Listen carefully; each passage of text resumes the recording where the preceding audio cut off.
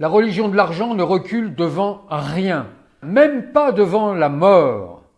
Peu importe les individus, peu importe le climat, peu importe l'environnement, seul le profit compte. En Afrique, 21% de la population vit en situation de sous-alimentation. Près de 300 millions de personnes. Eh bien, ça n'empêche pas les multinationales et les fiscotrafiquants qui les conseillent de procéder chaque année à 224 milliards de dollars d'évasion fiscale qui quittent l'Afrique. On fait croire aux citoyens des pays riches que les pays riches aident l'Afrique, mais c'est tout l'inverse qui se passe, car les comptes sont faits, ils sont disponibles. Chaque année, c'est l'Afrique qui aide les pays riches à hauteur de 58 milliards de dollars chaque année. Dans les pays riches, les organisateurs de l'évasion fiscale, les fiscotrafiquants, sont de véritables braqueurs professionnels. En Afrique, ce sont des tueurs professionnels. Alors évidemment, pour procéder à de l'évasion fiscale, il faut faire des profits maximum. Et pour faire le maximum de profits, il faut faire jouer la concurrence salariale comme on fait jouer après la concurrence fiscale entre pays. La Chine est devenue, pour ces multinationales, beaucoup trop chère.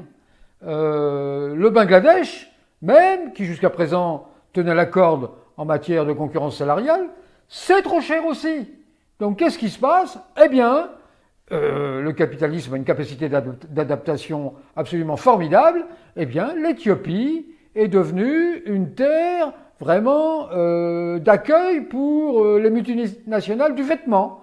Donc toutes ces grandes marques de vêtements, H&M, Calvin Klein, Guess, eh bien, ils ont négocié avec l'État éthiopien la fabrication de leur production, et ils sont sans doute pas les seuls, moyennant des salaires mensuels pour les ouvriers et les ouvrières qui vont produire ces vêtements de 27 dollars par mois. Vous avez bien entendu, 27 dollars par mois. Ça fait 85 cents par jour. Eh bien, ils vont les payer à ce prix-là. Mais ce prix-là, vous devez le comparer aux normes édictées par la Banque mondiale qui indiquent que l'extrême pauvreté, c'est vivre avec 1,90 $ par jour.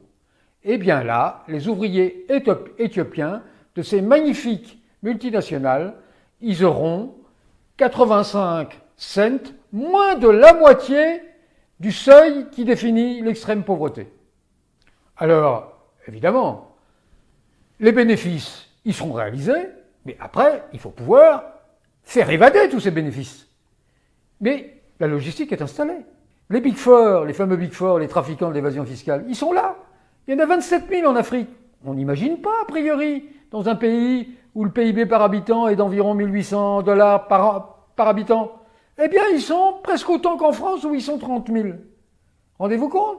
Et puis, il y a des paradis fiscaux locaux qui ont été créés. On pense souvent à l'île Maurice, aux Seychelles, pour ceux qui connaissent un peu. Mais il y en a bien d'autres qui ont été créés. Il y a le Botswana, qui est un paradis fiscal. Il y a le Swaziland, qui est un paradis fiscal. Le Cap-Vert, le Ghana. Ah, le Ghana, ça c'est un paradis fiscal particulier.